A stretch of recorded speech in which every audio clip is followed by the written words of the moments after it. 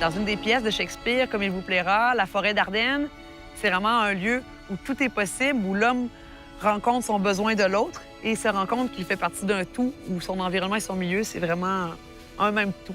Donc, il n'en fallait pas plus pour que tous les membres tombent en amour avec le nom Forêt d'Ardenne.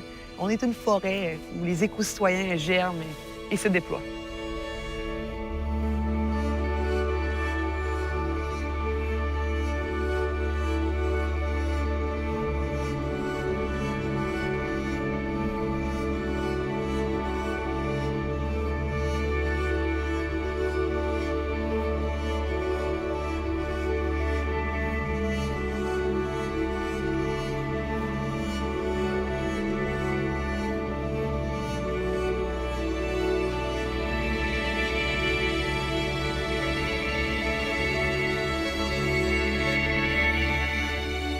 La coopérative Forêt d'Ardenne, c'est une coopérative de solidarité à prédominance travailleur avec une clause de non-ristourne aux parts membres qui a pour objectif d'inspirer le désir d'agir. Donc, en gros, on a le goût d'amener les gens à adopter des habitudes de vie différentes, en fait, puis de contribuer positivement à notre milieu. On veut développer des projets en éducation relative à l'environnement pour vraiment soutenir cette volonté d'agir tout le monde ensemble.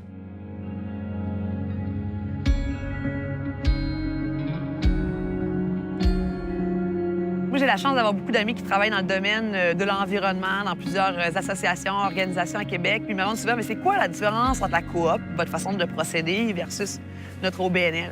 Puis en fait, c'est ça la beauté des choses, c'est que sur le conseil d'administration, tu as des travailleurs qui le vivent au quotidien, ce qui se passe, puis qui sont vraiment dans les enjeux, puis dans les opportunités aussi. Donc, ce côté-là, ça permet vraiment d'éclairer les décisions stratégiques. Le modèle coopératif nous permet d'être à l'avant-garde, puis toujours à l'avant, puis c'est pour ça qu'on a réussi à créer un projet si innovant. Aussi, les gens se sentent complètement responsables du succès, mais aussi de l'échec. Fait que ça donne le goût d'y participer, puis ça donne le goût d'y prendre part, puis de vraiment devenir un acteur mobilisant dans notre structure.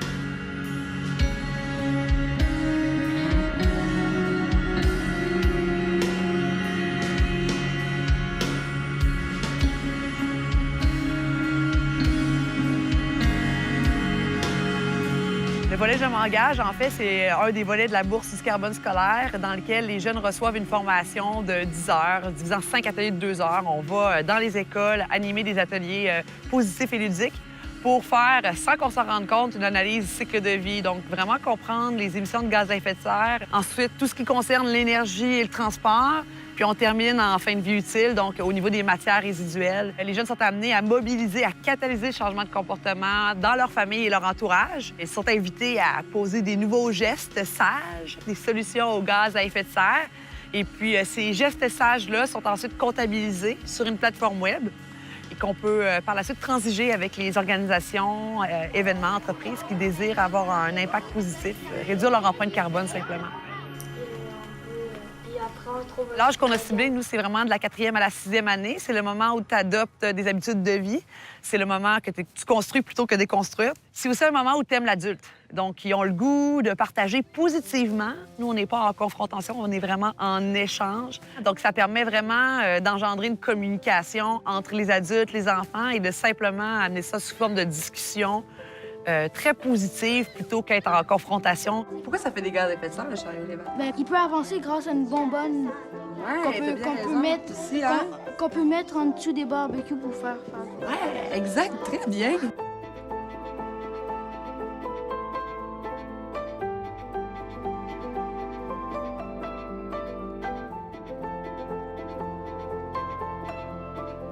Il y a un animateur qui vient 5 fois par année, pendant 2 périodes.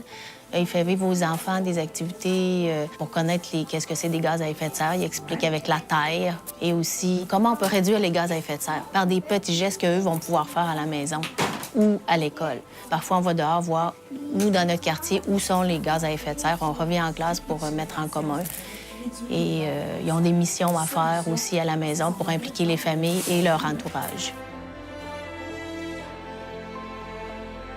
C'est vraiment important parce que c'est eux qui vont aller propager ça dans leur famille. C'est vraiment important, je trouve, que ça parte d'eux. Et ils font beaucoup l'émission qu'on leur propose. À chaque fois que moi, j'en ai ajouté aussi, ils sont vraiment intéressés. Ça les sensibilise à recycler.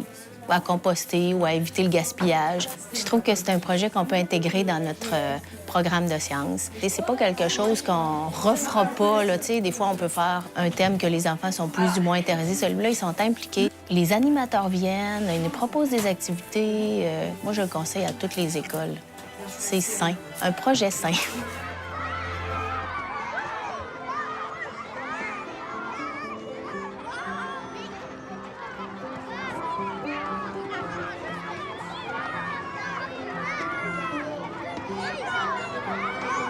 En éducation, dans notre domaine, le nerf de la guerre, c'est le financement. C'est très, très difficile. Nous, on a eu la chance d'être une petite coopérative au départ, sans financement, sans partenaire financier. Puis on a des membres fondateurs qui se sont assis un jour puis ont fait une session créative. Puis ils se sont dit comment qu'on ferait pour s'autofinancer dans le projet. Puis de là est venue l'idée de créer une bourse du carbone en milieu scolaire. Donc, en fait, les gestes que les jeunes réalisent avec leur famille, les GES qui sont évités, sont ensuite vendus sous forme de crédit carbone éducatif à des entreprises qui désirent compenser. Et nous, l'argent nous permet de retourner dans les écoles, refaire le matériel éducatif, payer nos agents. Donc, on s'autofinance vraiment en créant un mouvement collectif où tout le monde y trouve son compte, où tout le monde se sent interpellé puis comprend qu'ils ont un pouvoir d'action puis ils peuvent aussi participer positivement à tout ça.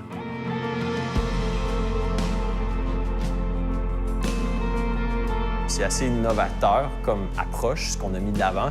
Il n'y en a pas d'autres. Il n'y a pas d'autres systèmes de compensation reconnus de la façon qu'on le fait. Nous, c'est reconnu par le Centre de recherche industrielle du Québec. C'est un comité d'experts. Il y en avait 7 personnes qui ont pris le temps de nous évaluer puis de nous dire « Oui, vous avez le droit d'appeler ça de la compensation éducative. C'est une nouvelle alternative. » Donc, on ne se prétend pas être sur le système du gouvernement, mais quand même, je pense que cette approche-là est assez novatrice, surtout qu'on donne même une ristourne en argent à nos écoles. Donc, on est fiers même de financer certaines activités de nos écoles. C'est novateur.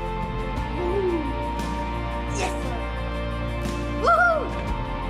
Recycler, composter égale GES évité. Le mouvement des jardins s'est doté d'une option environnementale depuis la fin des années 90. Il y avait un intérêt pour nous à s'engager envers la forêt d'Ardennes. D'une part, c'est une gouvernance qui est saine. On s'aperçoit aussi que la direction de cette coopérative-là, elle est très engagée. Et bien sûr, on partage les mêmes valeurs. Et on s'est dit, à travers une coopérative, on va être capable d'éduquer les jeunes, non pas seulement sur l'aspect environnemental, mais aussi sur l'aspect du jeune consommateur responsable. Donc, de sensibiliser à l'importance de la démocratie, de s'engager personnellement, de voir à de l'achat local, mais aussi de se préoccuper des actions qui peuvent générer des gaz à effet de serre.